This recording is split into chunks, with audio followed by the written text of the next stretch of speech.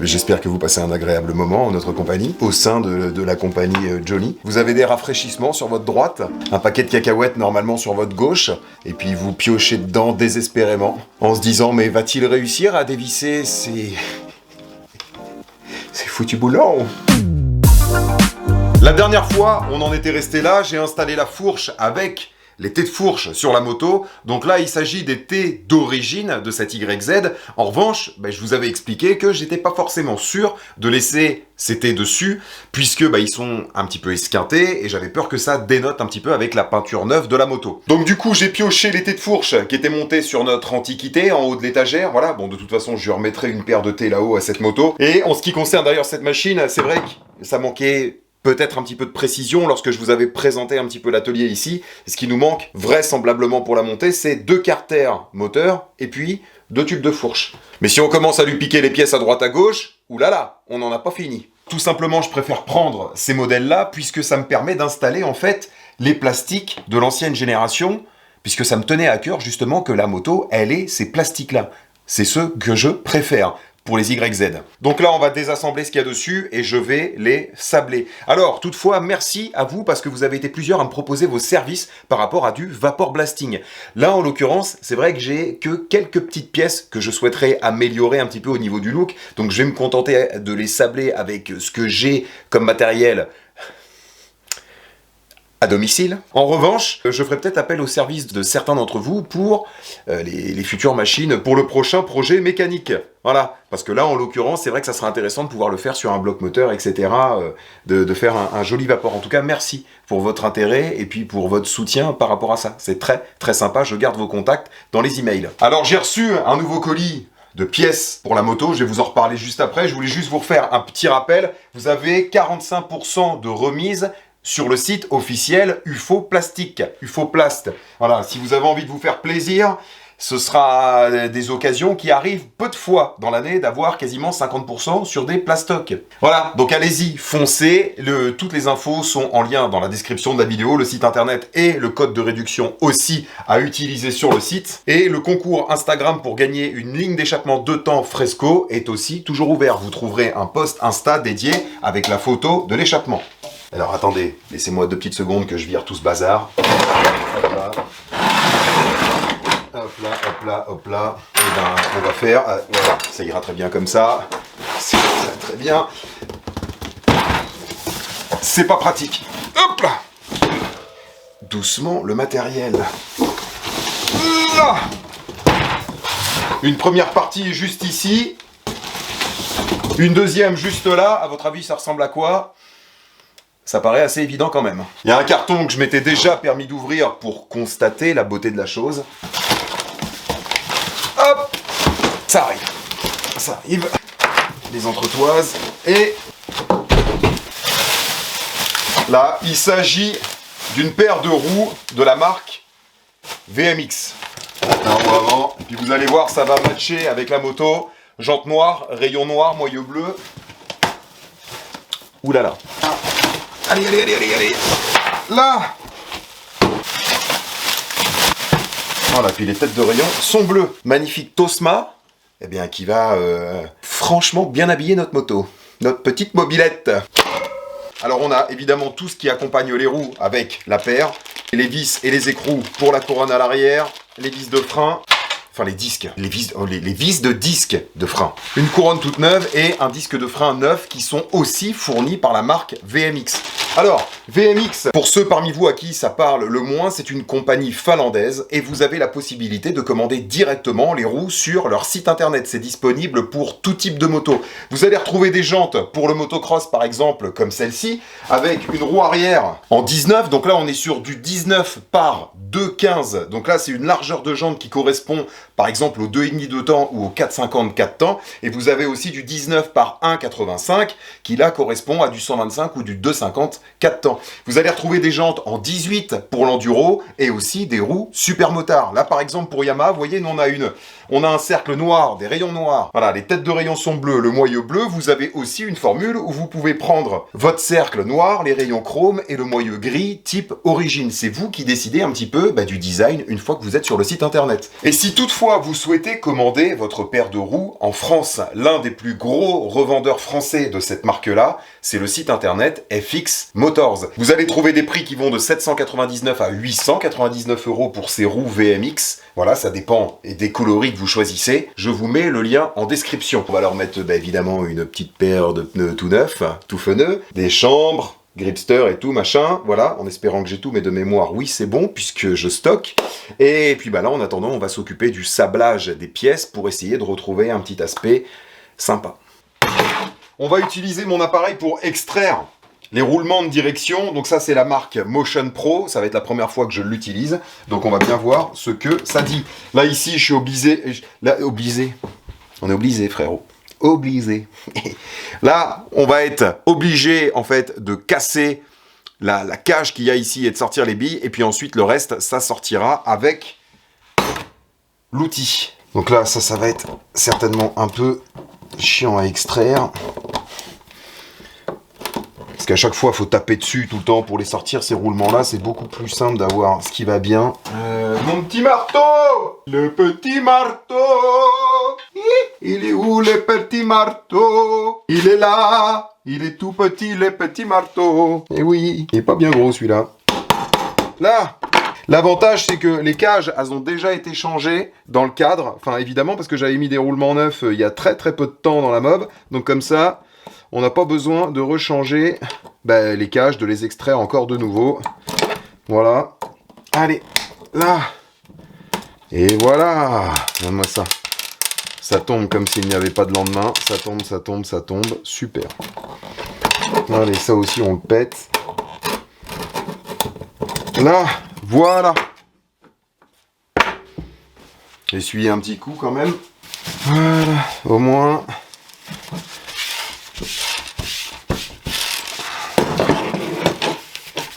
Alors voyons voir notre appareil. Donc ça, faut que je dévisse ici avec les petites BTR. On dévisse. Tant que c'est pas le cerveau qui dévisse, tout va bien. Et oui. On va mettre cette petite cale qui vient là, si je vous dis pas de bêtises. Donc ça, je le dévisse. Ça va y aller, croyez-moi, ça va y aller. Voilà, ça, on va le foutre du coup direct.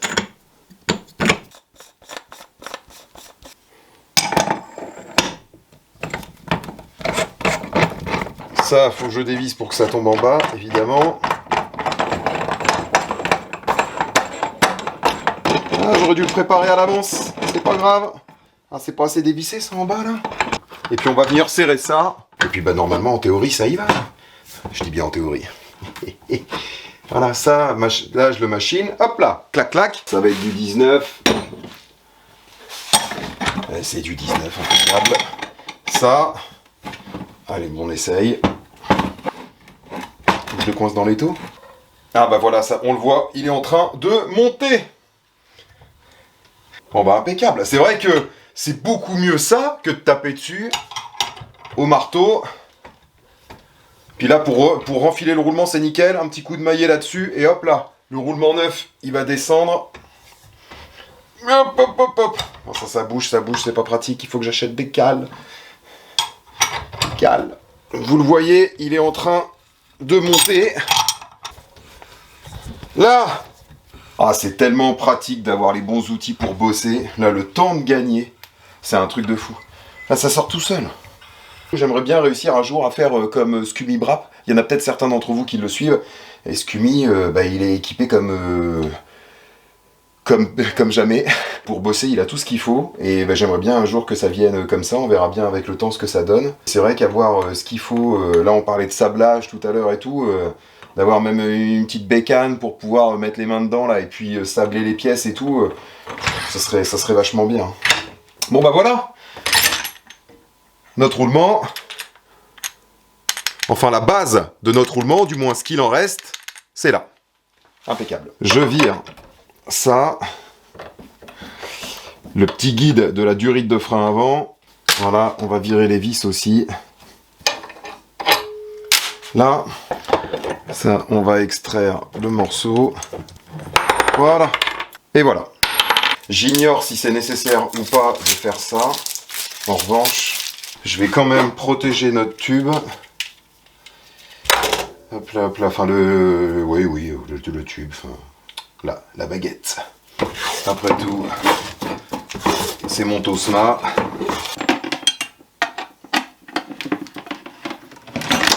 Alors, les pontées qui sont montées dessus d'origine, ça c'est un diamètre ici qui est en 22 mm, parce que ça c'est un modèle de 2006, c'est à partir de 2007 qu'on a un guidon gros diamètre sur les YZ, donc ça dégage.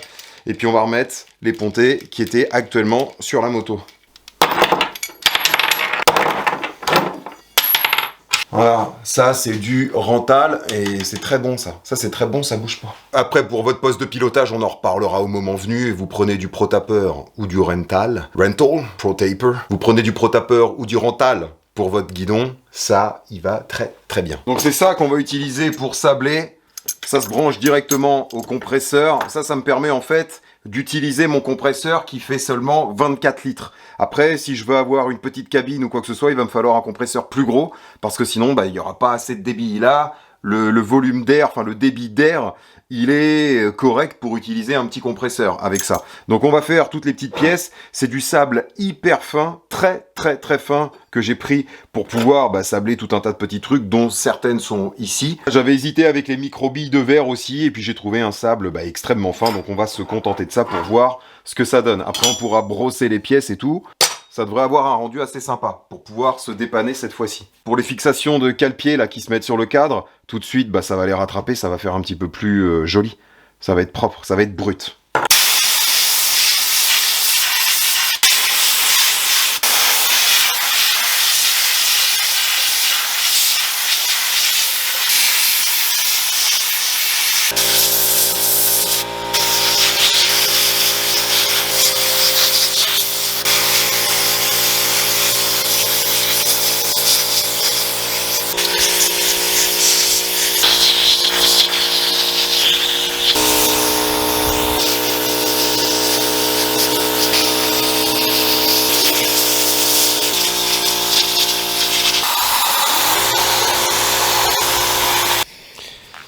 Là, vous voyez, c'est plutôt cool, hein. On a réussi à bien la rattraper. Le truc, c'est que j'ai passé un temps monstrueux avec mon petit compresseur.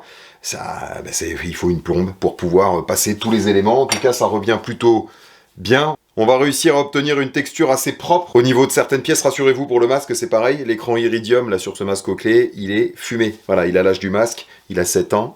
Comme ça, il est grain de sable. Ça ne craint rien. Sans déconner, c'est pas comme si je m'étais acheté une paire de lunettes en plastique pour pouvoir faire avec le pistolet de sablage. Et non. Donc là, ce qu'on va faire, c'est que ça, on va le passer au touré, on va essayer de le brosser pour que ça fasse une couleur type alu assez propre. Ce sera beaucoup plus simple, en fait, de le brosser à partir de là, tel que, plutôt que quand il a la peinture dessus, parce que ça fait une couche d'épaisseur, en fait, à enlever lorsque je le passe au touré. Et puis, c'est toujours un petit peu long et ennuyant, puis ça use aussi la brosse à force de trop insister. Donc là, comme ça, c'est parfait. Ça va venir briller. Alors, je cherche pas du chrome, hein. Je cherche juste à faire une surface un petit peu polichée, quoi, que ça fasse propre. Et vous voyez, il y a des éléments comme les cale-pieds là, ou même les supports de cale-pied, ça on va pouvoir le laisser brut. Comme ça va juste en fait faire plus propre au montage sur la moto. Pareil pour ce qui s'agit des espèces de bagues qui vont à l'arrière du bras oscillant. Vous voyez, ça aussi on peut le laisser brut comme ça, c'est ce qui vient tenir la culasse dans le cadre de la moto. Voilà, bon ça je vais les brosser aussi un petit peu, ça sera quand même plus joli. Et puis voilà. Puis voilà, ça aussi on va le brosser. Hop. C'est la plaque qui vient sur le devant du cylindre pour protéger le couvercle. Ça c'est le couvercle de valve. Voilà, c'est ça le nom. Alors, même les petits, vous voyez, même les petits ressorts et tout, ça va faire plus propre que si c'était passé juste au touret comme ça. C'est bien. Allez, c'est parti. Un petit coup de touret. Ça marche ça. Ça c'est du Peugeot ça. Ça va très très bien. Très très bien. On est de la bonne cam. Ah, que charentais. Qui élégant en nitrile. C'est parti.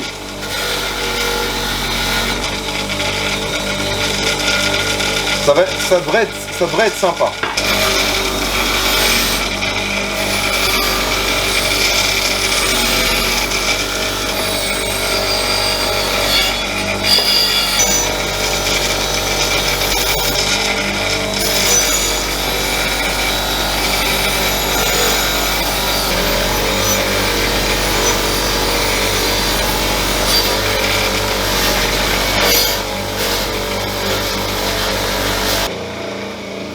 Bon, pour le dessous, on s'abstiendra, je peux le laisser comme ça. Ça ira très bien, c'est bon. Bon, voilà. Ah ouais, là clairement, on dirait le gris type origine qu'il y avait avant que les thés de fourche jusqu'en 2005. Jusqu'en 2005, comme ça, les thés étaient gris. Ça fait type origine, j'aime bien, là, comme ça. Ça fait propre, là. Je voulais pas un truc qui soit poli, de toute façon. N'est-ce pas que c'est bien? Évidemment que c'est bien.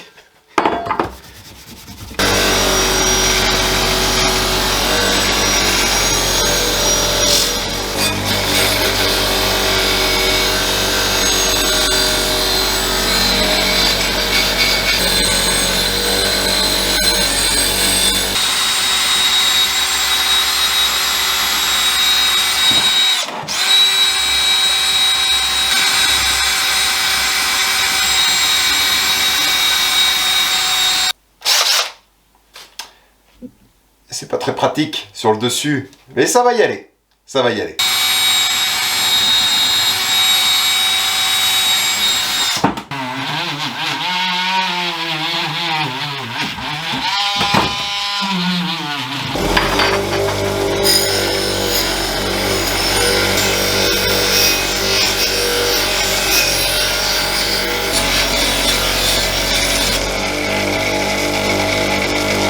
Taper toutes les vis au nettoyage, là, les vis qui vont dans les thés de fourche. J'ai fait du mieux que j'ai pu pour les rattraper. Je repasse un petit coup dessus, là. Ben voilà, ça fait brut. Là, c'est joli quand même, comme ça, là. Vous en pensez quoi, vous? Sans déconner. C'est bien, comme ça, c'est bien. C'est bien. Oh, c'est beau. On va mettre les roulements neufs que je viens juste de recevoir. On balaye ça, la vieille cage, on tège. À moins qu'il y en ait certains parmi vous que ça... Non, ça n'intéresse personne, évidemment que non. Évidemment que non. Là, c'est bien. Roulement neuf. On ouvre ça comme s'il n'y avait pas de lendemain. C'est toujours comme ça qu'on fait avec les colis. Vous ouvrez ça, à chaque fois que j'ouvre un colis, moi j'ai l'impression que c'est... Alors là, il s'agit que de roulement, hein. Mais j'ai l'impression que c'est Noël. Hop, la petite pièce pour la moto, c'est cool, ça fait plaisir. Voilà. Ah oui, c'est vrai. Ça, on a notre câble. Allez, c'est parti. J'enlève le scotch. Ah. Alors, pour enfiler le roulement neuf, on va réutiliser notre machine avec laquelle on a enlevé le vieux roulement. On a juste... Vous voyez, on a une cale, enfin on a une espèce de bague qui vient se mettre à l'extrémité, comme ça, clac, qui fait la taille en fait, le diamètre de ça. Et hop, et on enfile le roulement. Donc ça, là. Alors, moi je viens de me mettre un coup, c'est voilà. Voilà, faut pas s'aimer pour se faire du mal. C'est quand même, là. Le roulement, il est dans des bagues comme ça. Comme j'avais mis des roulements neufs sur les thés d'origine de la moto, bah ça du coup on va aller juste les mettre de côté. Bah voilà, ça fait plaisir, des roulements tout feneux comme ça. Très très bien. On va mettre la bague qui va au bout. Mettre un petit peu de... Je sais pas s'il faut en mettre avant ou après, mais de toute façon de la graisse, moi j'en mets partout. On va y arriver, on tient le bon bout. Ça va y aller. Ça va y aller. On a une bague comme ça en fait qui vient épouser l'intérieur du roulement. Sinon en fait on défonce tout. Voilà. Et ça va y aller. Ça va y aller. Hop là. Hop là. Donc on va tapoter là-dessus.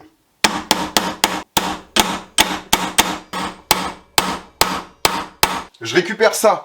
Je vais vous montrer ça aussi parce que toutefois, si vous avez besoin de les changer chez vous, vos roulements. Donc nous, vous voyez, on a la bague qui est fournie avec l'outil. Mais si toutefois, eh bien, chez vous, voilà, vous n'avez pas cet appareil-là et que vous avez besoin de taper dessus, vous prenez la bague qu'on a extrait, en fait, de l'ancien roulement. Vous venez la mettre là, et ça aussi, en fait, ça loge pile poil à l'intérieur. Et donc là-dessus, vous pouvez taper dessus. Hop là. Voilà. Et ça vous permet en fait d'enquiller votre roulement.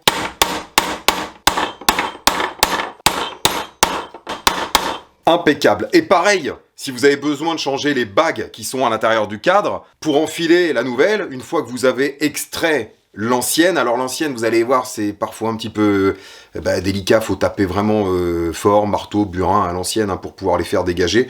Bon, en tout cas, moi c'est comme ça que j'ai fait la dernière fois, mais en tout cas pour les remonter, vous pouvez utiliser, vous mettez votre nouvelle bague et vous mettez la vieille par-dessus, et puis vous pouvez taper dessus aussi, et comme ça enfile la neuve sans l'esquinter.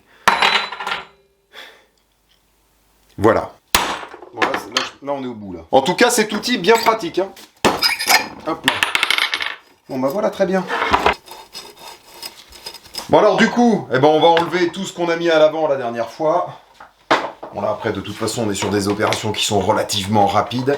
J'enlève le garde-boue. Faut que je fasse gaffe à pas esquinter le cadre parce que je vais sortir les pontées. Pendant que j'ai appui là, pour pouvoir les sortir, ça va être un petit peu plus simple. So, I'm gonna do it now. Yeah. Voilà.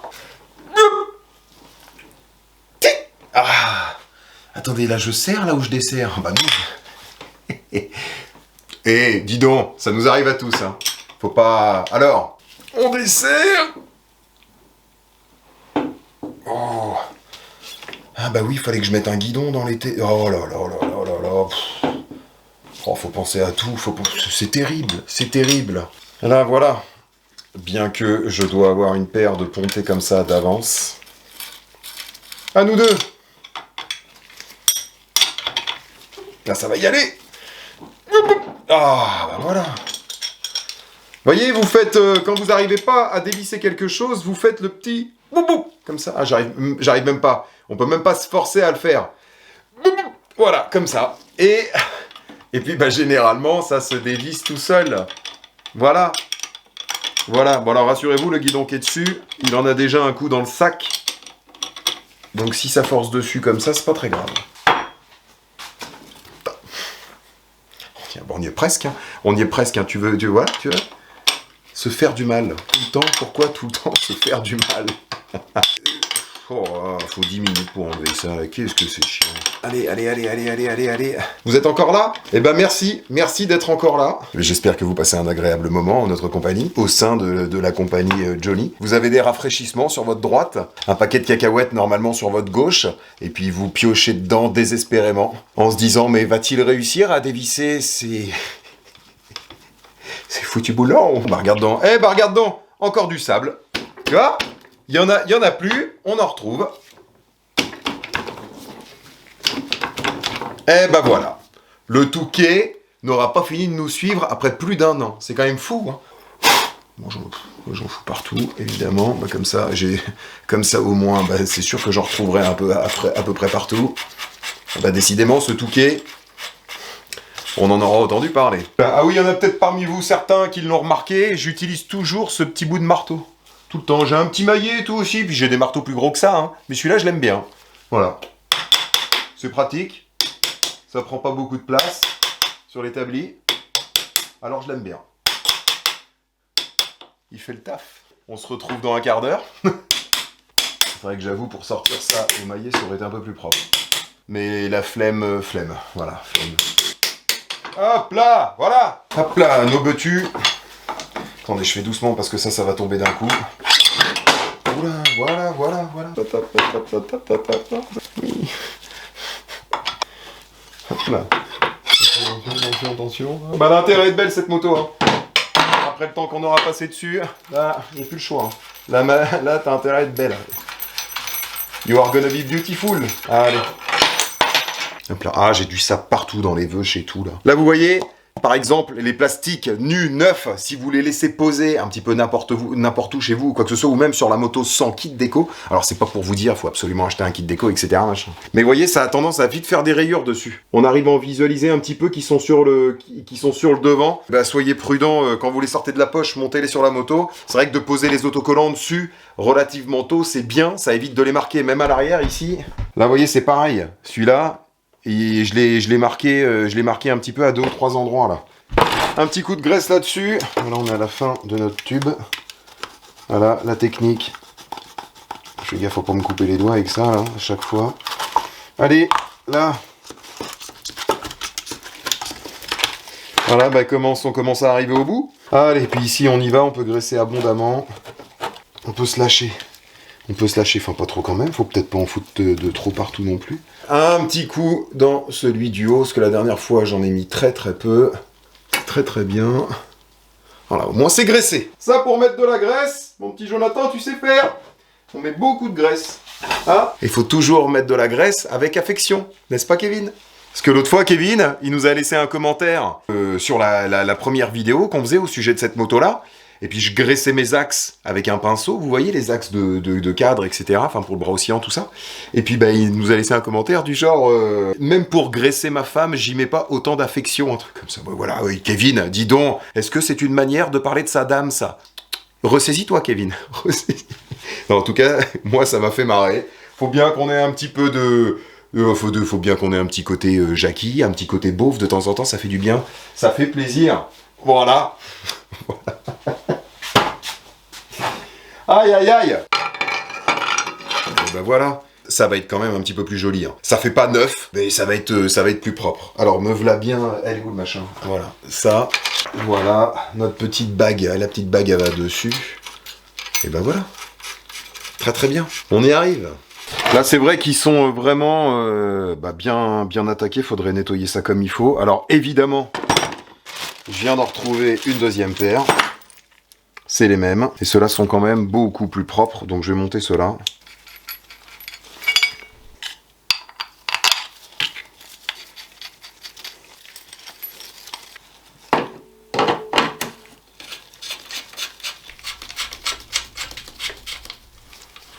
Là, voilà.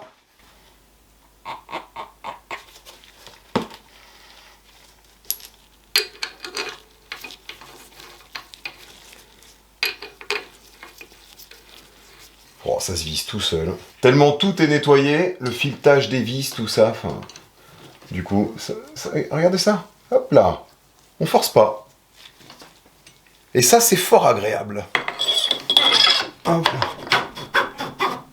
Là. Bon, là, on est pile poil. Voilà. Ouais, c'est quand même plus propre. Hein. Ça valait le coup de prendre le temps de refaire ça. Hein. Ça va être un petit peu plus joli. Hein.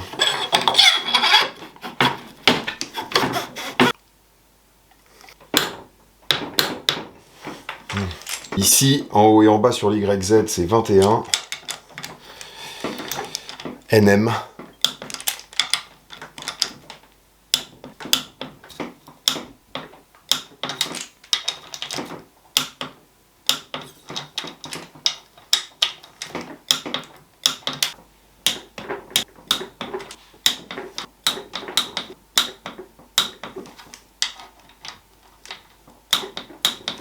Ça. Regardez-moi ça, c'est une merveille, c'est tout doux. C'est parfait, c'est parfait. On va lui remettre les plastiques.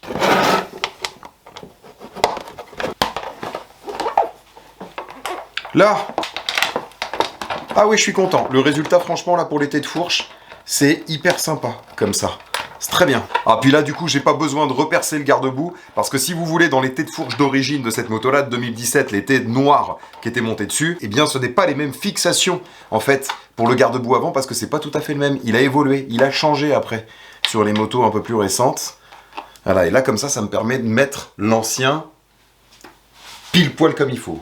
Ah, puis là, c'est bien, ça biche, là. Là, c'est beau, là. Le noir avec... Si, c'est très beau, avec le thé gris, là, très, très bien. Là... Notre plaque avant, là c'est bon, on aura la place de faire passer les câbles, embrayage, câble de gaz, et puis pour le bouton d'arrêt, je peux mettre la plaque dessus, j'aurai la place de passer les câbles ici. Hop là.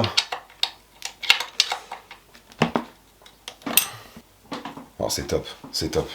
On va se quitter là-dessus, je sais que vous avez l'impression qu'on se quitte un petit peu finalement sur la même chose que la dernière fois, et moi aussi j'ai un petit peu ce sentiment-là, je dois être honnête avec vous, c'est juste, vous voyez, tous ces petits détails-là, ce qu'on a fait là aujourd'hui, ça prend du temps et c'est comme ça, faut prendre ce temps-là justement pour qu'on ait un résultat qui soit sympathique. Et puis il y a autre chose aussi qui rentre un petit peu en compte, c'est la fatigue du bonhomme. Je dois être un petit peu honnête avec vous, je dois être une nouvelle fois réopéré du genou. J'ai eu encore des nouvelles consultations, IRM, etc. Et puis, ça a créé chez moi de l'anxiété parce que je ne savais pas de quoi il était encore question pour ce foutu genou. J'ai une blessure relativement grave. Je vous en reparlerai au moment venu quand on remettra la Sherco en route puisqu'elle n'a pas servi depuis cette blessure au genou. Voilà, de manière à ce que ce soit un petit peu cohérent, mais depuis la dernière opération, eh bien, je traîne la patte. Ça évolue pas du tout, ou ça a eu évolué un tout petit peu, voire là maintenant plus du tout. J'ai eu un semblant d'espoir quand je refaisais du vélo, ça se passait bien. Et puis là, mon genou a carrément rebloqué il y a quelques jours. Donc on retourne dans la spirale de l'opération, chirurgie et tout, et de toute façon je n'ai pas le choix. C'est comme ça. J'ai stressé en fait par rapport à ce qu'allait me dire le chirurgien. Je m'attendais à différentes choses. Là maintenant que je le sais, depuis de quelle manière ça va s'orchestrer, tout ça, là maintenant ça va mieux.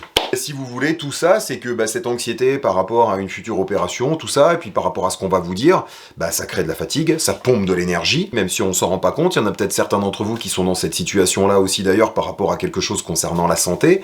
Et puis c'est vrai que on se tracasse, ça joue un peu sur le moral et tout, donc j'ai envie de vous dire, c'est normal. Alors après, attention, tout va bien.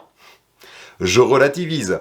Vu ce par quoi je suis passé avant, pour ceux parmi vous qui me suivent depuis un moment, vous le savez, l'étape, l'épreuve cancer, enfin tout ce passage cancéreux, voilà, ça me fait voir les choses sous un autre angle aujourd'hui, donc tout va bien. C'est juste que c'est un petit peu fatigant d'être dans l'attente, et puis de traîner la patte dans la vie au quotidien en fait. Même ne serait-ce que pour monter des escaliers, pour s'asseoir aux toilettes, pour s'asseoir tout court, plein de petits gestes finalement qui sont d'ordinaire banals, et bien là ça se transforme en une certaine complication. C'est juste que voilà, là je me sens naze un petit peu plus rapidement que d'habitude, tout simplement. Voilà. Je perds un peu plus vite ma concentration et tout, et je ne cherche même pas à comprendre, ça vient de ça. C'est que voulez-vous ? Que voulez-vous ? Une fois que ça va être réglé, une fois que je serai opéré là, cette opération elle a pour but de me soulager, donc normalement après je vais être un petit peu plus tranquille. Et puis, c'est comme ça, faut être juste patient. En tout cas maintenant j'ai les résultats, en tout cas maintenant je sais ce qui va se passer, donc ça va mieux. On tâchera d'avancer un petit peu plus fort sur notre merveille qui est juste ici. Et puis voilà, et puis ça va y aller. Et puis de toute façon, la vie est belle à l'enrouler, vous le savez bien. Donc voilà, faut toujours garder... tant qu'il y a de la vie, il y a de l'espoir. Faut toujours garder le moral, c'est important. C'est important, en tout cas, faut faire au mieux. On est tous constitués d'une manière différente, mais faut faire au mieux pour voir les choses de façon positive. Même quand on est dans une petite galère comme ça, voilà, je me surprends même à être autant patient. C'est fou, hein ? Avant de refaire de la moto, je suis devenu hyper patient. Il n'y a pas un moment où j'ai pété un tuyau. Évidemment, j'exprime le fait que ça me manque, mais ça va. Ça va. Voilà. C'est la vie. C'est la vie.